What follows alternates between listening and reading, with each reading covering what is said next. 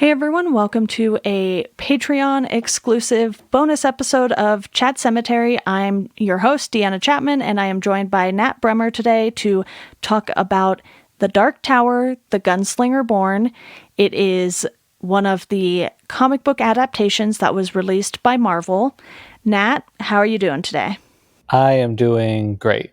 I'm excited to talk about this. Yeah, this is the first of the Dark Tower comics that I've read, and obviously it's a good one to start with, so there's that. Yeah, it's the first that was released, and I haven't even been able to keep up with the amount that's come out since. There's so many of them, and it was one of those things where I was like, I don't know if I want to do these as full episodes because, talking about anywhere from, let's say, 4 to 8 issues of a comic book isn't going to take terribly long. And granted, I have had some very short episodes just because certain movie adaptations don't require that much discussion. But I felt like the comics would be a great place to start with doing bonus episodes because they are easier to get through than any Stephen King book that I've read. Yep.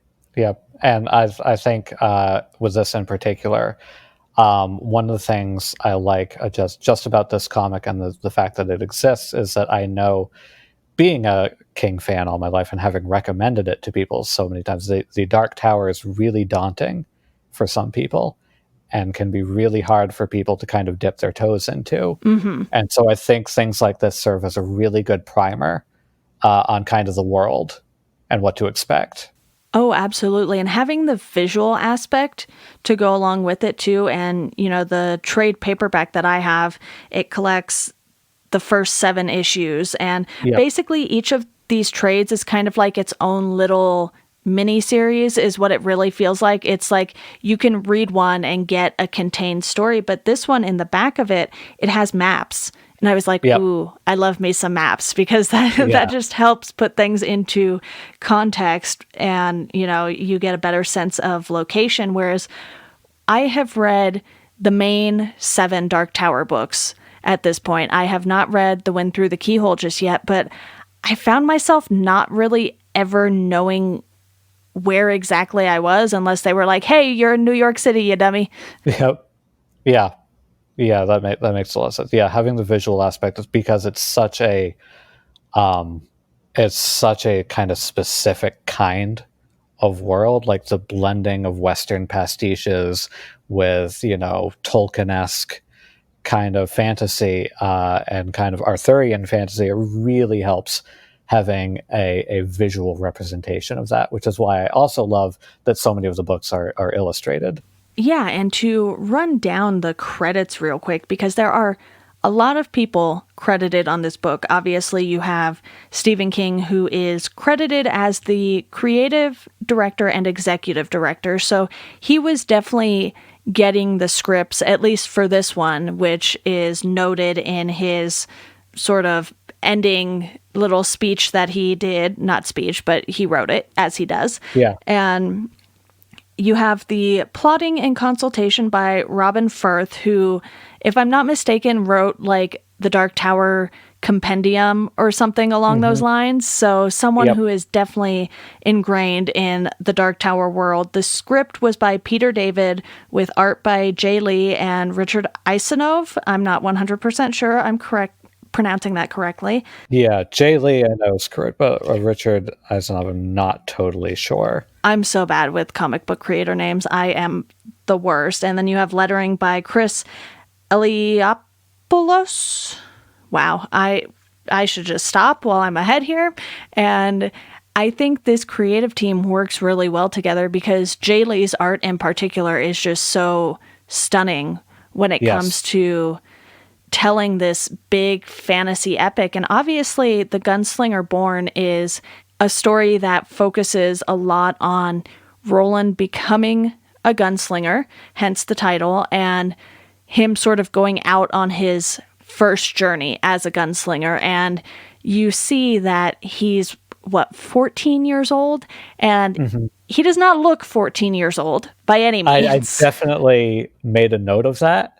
He doesn't look 14 in any way whatsoever. But then, I thought about it. I was like, that's actually kind of smart for Roland, because like I can imagine Roland being 2 and looking 10. Yeah. Like Roland's a character who to me absolutely always looked much older than he actually is. He definitely looked and almost acted like he was in his early 20s, give or take, Hmm. because, he becomes a gunslinger and he goes and hooks up with the neighborhood prostitute, I guess. Yes, almost immediately. And that's when we find out he's 14. And I was like, hold on a minute, because granted, Stephen King does have a history of having characters go through things at much younger ages than they should. Which I can confirm is absolutely not for me in particular, but it's definitely a main thing. Okay. Okay. That is helpful information.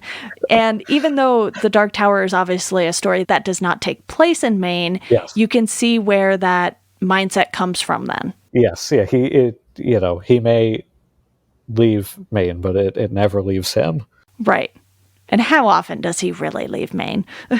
Well, so there are some books in Colorado and a couple now in Florida. Yeah. But no, you're right.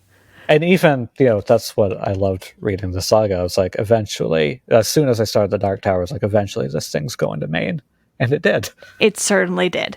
It really did. And, we won't spoil too much for anyone who hasn't No. read that insane amount of literature that Stephen King has provided us with. But with the comics, I think it's just nice to have them in these sort of bite-sized forms, because when you're reading a Stephen King book, it can feel like 2 or 3 books in one, especially something as big as The Stand, or even, the last Dark Tower book. And by last, I mean the 7th one, not the one through the keyhole, because so much happens. And even in something like Wolves of the Calla, you have the whole story that is set in Caliber and Sturgis, which is one full story start to finish, and you have everything happening in New York that could technically almost be a second story on its own. And with this, you're kind of like, okay, we get to know Roland, his friends, Susan, and I think the portrayal of Susan in this is what really helped me get a grasp even more on who Roland is as a character. Yeah, that's kind of the thing I wanted to talk about most is like, we're not given a ton of new information in this comic. Like, this is kind of a rundown of like major moments from Wizard and Glass. Yeah. And as an introduction to Roland, I think it is really smart for this first comic story to really kind of centralize on his relationship with Susan and what it does to him. Because I think, and it's tough not to talk about the saga as a whole, because this comic really jumps into the middle of the books. But I think more than more than his parents, more than even what happens with Jake in the first book, I think what happened to Susan is the trauma that Roland carries with him throughout the entire saga. And so I think kind of focusing on that for this first comic was a really smart introduction to who he is. And it works in this format because you are getting all of those visual elements to it. If this was how the Dark Tower books started, I don't think it would have grabbed people as much. And I know that the Gunslinger book isn't necessarily a lot of people's favorites. I know some people who said they didn't really get into things until, maybe the 3rd, 4th, or even 5th book. And for me, I thought the Gunslinger worked well because it showed this sort of weathered man on a journey, and this taking place in the midst of the books makes more sense for that format, because then it's like, okay, we're going to stop and give you some more context as to who Roland is. But when you already have that visual aspect and you're not getting it in flashback form, I think it's a powerful start to introduce a character. Absolutely. Yeah, I definitely agree with that. But for the novel, it's kind of like, okay, well, why do we care about this kid? Because I don't know if the comic necessarily does a better job of telling you that, but when you see how he is with Susan instead of just being told how he is with Susan. It's more powerful. Yeah, I also think the Gunslinger, the novel, the first book, really worked as it did because it was a much smaller scale kind of story. It's the gunslinger and the man in black, and he's the gunslinger, and he's after the man in black. And that's really great for a first book because that doesn't overwhelm you with mythology, which kind of grows as the books do. Because even here, even with the visual aspect, like with as much of the world as you're getting in this comic, it still kind of needs this narrator to kind of keep everything in order. It absolutely does. And you have some comics that are just too wordy, I think, as well. And I don't know if you've read any of King's script work, like his script for Storm of the Century, for instance. Yes, I really loved listening to your episode on that of the podcast because I've known a lot of people who were like, the script for Storm of the Centuries are like, oh, I didn't even know like that this script was like available. Like, I've heard people like down here in Florida who are like, I found it in a bookstore, and I was like, I didn't know any of his scripts were like sold. But like growing up, like in the town that was shot when it was coming out, the script for Storm of the Century was everywhere. It was sold in literally every store.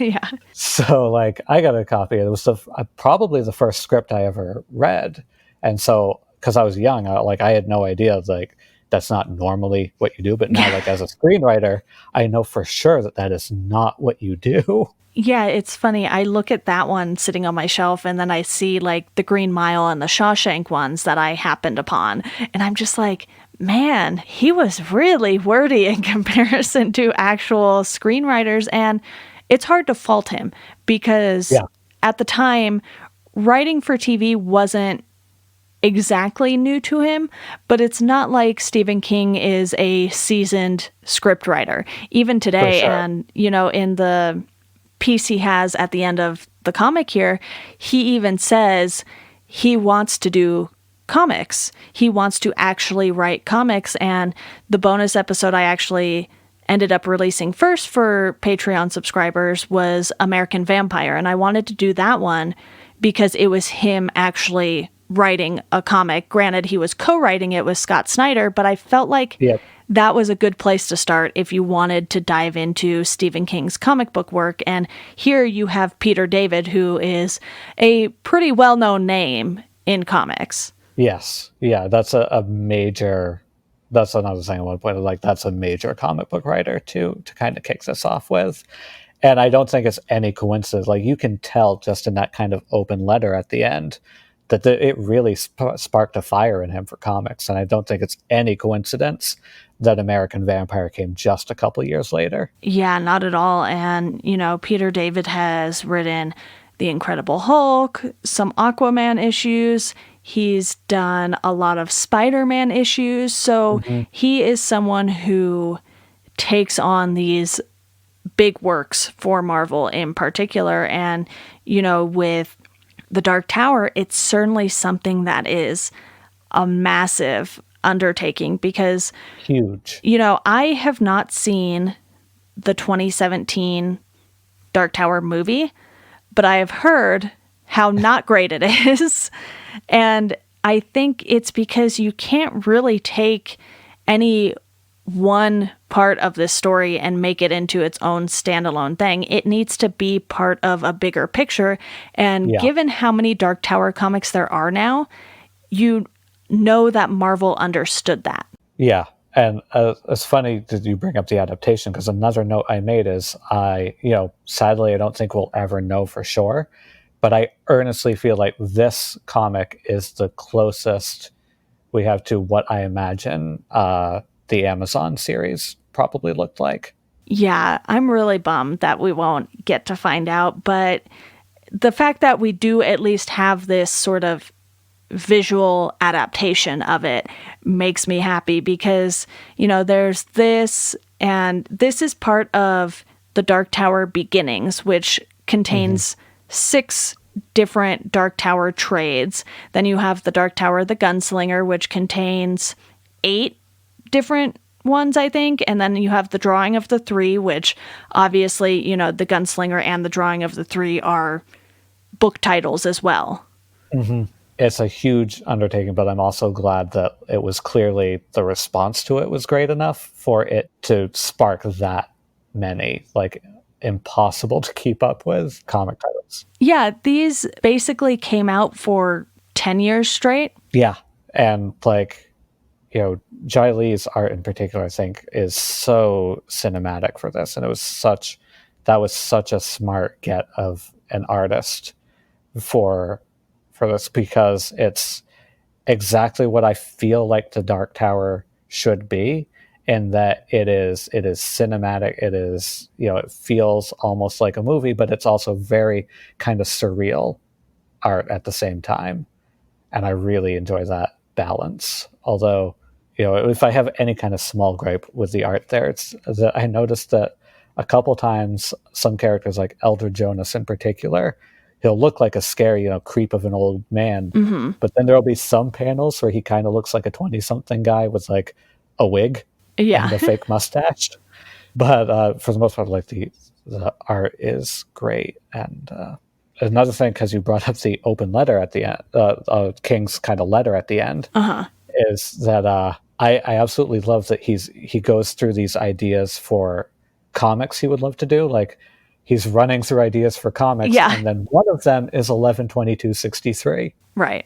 And I love, like, that's kind of the first I'd ever seen of 11/22/63. I love the idea that what is maybe his most highly regarded modern work started as an idea for a comic book. Yeah, it's fascinating the way this man's brain works sometimes. And Yes. you can see that there's still an interest there in comics, because during this, too, you had the Stand comics. There was a Talisman comic that came out towards the end of the Dark Tower run. You have Stephen King's N, and apparently there's supposed to be a Sleeping Beauties comic this year, which I don't know if COVID kind of messed with that schedule. I'll have to look into it, because I'm not 100% sure who was supposed to be releasing that. It could have been IDW or a different publisher that's still fairly big, but not one of the big two. And I'm very interested in seeing if he returns to comics in a more original capacity instead of it just being adaptations of his previous works. Yeah, I would definitely agree to that. I would really like to see that. Yeah, because I think, well, one, his son Joe Hill has proven that you can do both, and he has, Nosferatu that was adapted, and Lock and Key is now a Netflix show. And while I have not finished reading the Lock and Key comics, there are so many horror stories you can tell that I think would actually make a better transition by going from comic book to big or small screen. Yeah. I am earnestly surprised, especially in kind of the way King likes to experiment and the way he doesn't mind kind of jumping on other people's things. Like, even in this letter, you've mentioned how much he'd love to write like a Spider-Man comic. Yeah. I am genuinely surprised that he never wrote any Lock and Key. Yeah, it is kind of crazy considering he does like to collaborate with his children. Yes, extremely.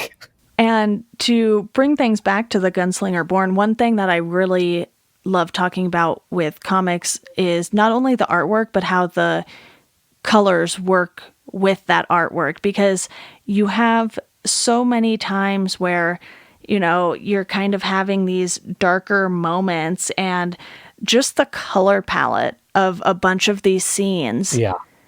It looks so good. Yeah. Oh my God. So, like, comic book colorists, I think the most kind of underrated people in comics, because they do, they put in so much work, and they're basically, they're cinematographers. There's a lighting department. They're figuring out a lot of the mood accompanying the artwork, and I love some of the visual palette of this, and especially some of the repeating kind of color. Like, there's a lot of green fog and stuff. Yeah. And Uh, I love the visual tones things take around, Walter O'Dim, Martin Broadcloak. Like, Hmm. things always get like this kind of creepy, foggy kind of forest vibe whenever he's on the screen. And I think, uh, yeah, the color really stands out in that area and really creating mood on this.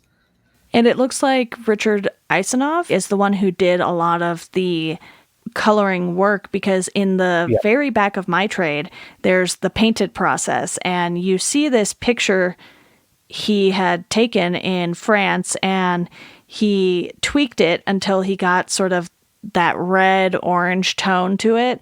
And you yep, see how he placed that into a particular scene in the comic book. And by the time you get to the finished product, it's just so amazing, the sort of textures. And like you said, they're basically the people doing the lighting.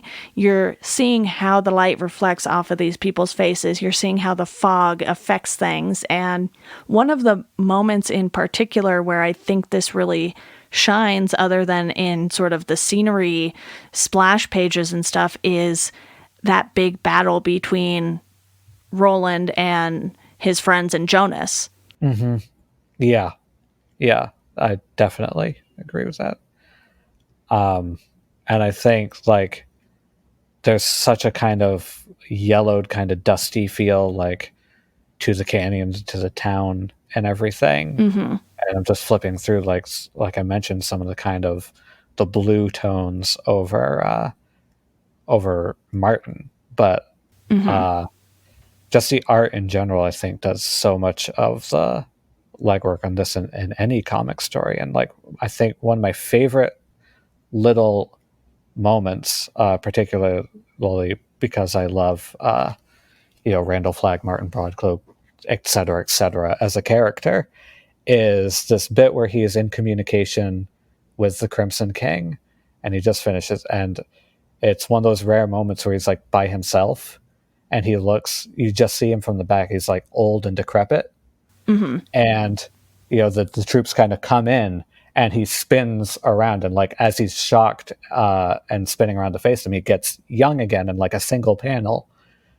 And it's so great to see, to see that and kind of emphasize that every single thing about this character is a performance. Right. And like just those little details in the art, I was extremely impressed by.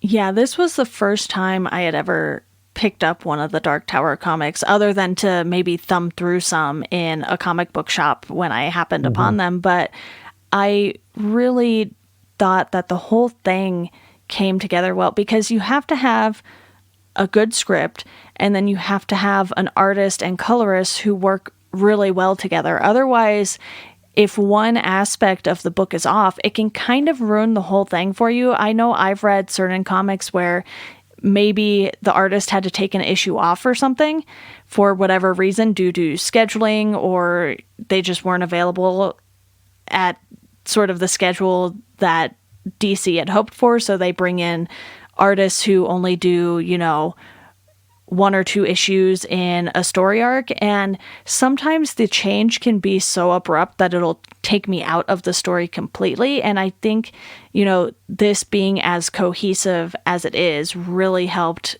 how much I enjoyed it, because I absolutely love this way more than I thought I would.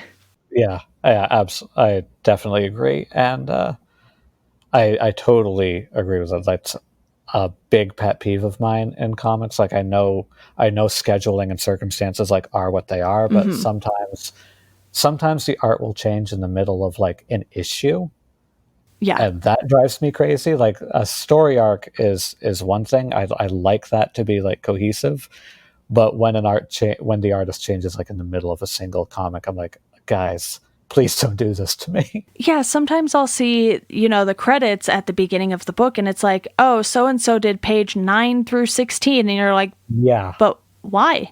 It's one thing if it's, one of those oversized issues where it's 100 pages and it's like 5 different stories by 5 different creative teams, and that's totally different. We're yeah, talking about, in one cohesive story, it's just so jarring sometimes. yeah, for sure. Another thing, getting back to this kind of comic story, one thing that was a little jarring to me. I kind of get why they did it because the book series was basically over at this point. But with having read through the books and kind of the way it's drawn out, it is really surprising for you to just get a full, blatant appearance of the Crimson King Hmm. in this comic.